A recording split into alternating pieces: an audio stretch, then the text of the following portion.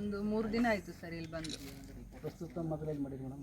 ಮೊದಲು ಸರ್ ನಾಗೂರು, ಭರತ್ನೂರು, ಕಾಳಗಿ, ಚಿಂಚೋಳಿ, ಪರ್ತಾಬಾದ್, ಇದು plate Sirur. Madam ಇಷ್ಟೆಲ್ಲ ಪೇಂಟಿಂಗ್ ಮಾಡ್ತಾ ಇದ್ದಾರೆ ನೀವು, ಇದ್ರದ್ದು ಯಾವ ರೀತಿಯಲ್ಲಿ ಫಂಡ್ ಇದ್ರದ್ದು ಯಾರು ಖರ್ಚು ವೆಚ್ಚ ಹೆಂಗೆ ಮೇಡಮ್? ಸರ್ ಕೆಲವೊಂದು ಕಡೆ ಊರಿನ ಜನ ಹಾಗೂ ಹಳೆ ವಿದ್ಯಾರ್ಥಿಗಳು ಹಾಗೆ ಯಾರು ಸೋಷಿಯಲ್ ವರ್ಕರ್ ಅವರು ಪೇಂಟ್ ತಂದಿರ್ತಾರೆ, ನಾವು ಫ್ರೀ ಆಫ್ ಕಾಸ್ಟಲ್ಲಿ ಮಾಡಿಕೊಡ್ತೀವಿ. ಇಲ್ಲಿ ಬಂದುಬಿಟ್ಟು ಇವರು ಬಸವರಾಜ್ ಮತ್ತಿಮಾಡು ಅವರ ನೇತೃತ್ವದಲ್ಲಿ ಕೆಲಸ ಮಾಡ್ತಿದ್ವಿ. ನೆಕ್ಸ್ಟ್ ಎಲ್ಲಿ ಹೋಗ್ಬೇಕಂತ ಪ್ಲಾನ್ ಅದ ಮೇಡಮ್? ಸರ್ ಈಗ ನಾವು ಉತ್ತರ ಕರ್ನಾಟಕ ಭಾಗದಲ್ಲಿ ಮತ್ತು ದಕ್ಷಿಣ ಕರ್ನಾಟಕಕ್ಕಿಂತಲೂ ಸ್ವಲ್ಪ ಕಂಪೇರ್ ಮಾಡಿಕೊಂಡಾಗ ನಮ್ಮ ಶಾಲೆಗಳು ತುಂಬ ಹಿಂದುಳಿದಿದ್ದಾವೆ.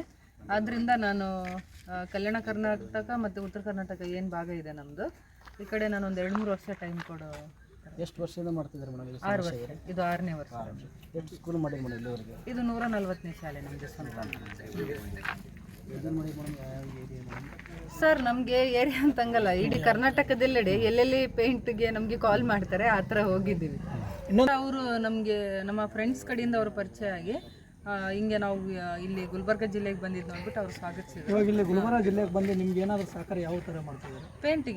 ಪೇಂಟಿಂಗ್ ಎಲ್ಲ ಫುಲ್ ಅವ್ರದೇ ಅಮೌಂಟ್? ಅವರು ಈ ಶಾಲೆಗೆ ಸಾಮಾಜಿಕ ಹಿತದೃಷ್ಟಿಯಿಂದ ನಮ್ಮನ್ನು ಕರೆಸಿ ಹಿಂಗೆ ಆಯಿತು ನೀವು ನಮ್ಮ ಕ್ಷೇತ್ರಕ್ಕೆ ಬಂದು ನಮ್ಮ ಜಿಲ್ಲೆಗೆ ಬಂದಿರೋದ್ಮೇಲೆ ಮೊದಲು ನಮ್ಮ ಕ್ಷೇತ್ರವನ್ನೇ ಆಯ್ಕೆ ಮಾಡ್ಕೊಳ್ಳಿ ಅಂತ ಅವ್ರು ಕರೆಸಿದ್ರು. ಊರ ಬಗ್ಗೆ ಜನಗಳಿಗೆ ಹೇಳೋ ಅಗತ್ಯನೇ ಇಲ್ಲ. ಇದು ಇಂಟರ್ವ್ಯೂ ಅಲ್ವಲ್ಲ, ಇಲ್ಲಿ ನಾವು ಬಂದಿರೋದೊಂದು ಮಾಹಿತಿ ಇದೆ. ಇಂಟರ್ವ್ಯೂ ಕೇಳಿ ಕುಂತ್ಕೊಂಡ್ಬಿಟ್ಟು ನಾನು ತುಂಬ ಹೊತ್ತು ಕೊಡ್ತೀನಿ. ನನ್ನ ಮುಖ್ಯ ಉದ್ದೇಶ ಸರ್ಕಾರಿ ಶಾಲೆಗಳಿಗೆ ಹೆಚ್ಚಿನ ಅನುದಾನ ಬರಬೇಕು, ಶಾಲೆಯಲ್ಲಿ ಉತ್ತಮ ಗುಣಮಟ್ಟದ ಶಿಕ್ಷಣ ಸಿಗಬೇಕು. ಪ್ರತಿಯೊಬ್ಬ ಬಡವನ ಜೀವನ ಆರಂಭವಾಗುವುದೇ ಕನ್ನಡ ಶಾಲೆಯಿಂದನೇ, ಅವನ ಶಿಕ್ಷಣದ ಜೀವನ. ಕನ್ನಡ ಶಾಲೆಗಳು ಉಳಿಬೇಕು, ಬೆಳಿಬೇಕು ಅನ್ನೋದೇ ನಮ್ದು ಅಜೆಂಡಾ ಸರ್.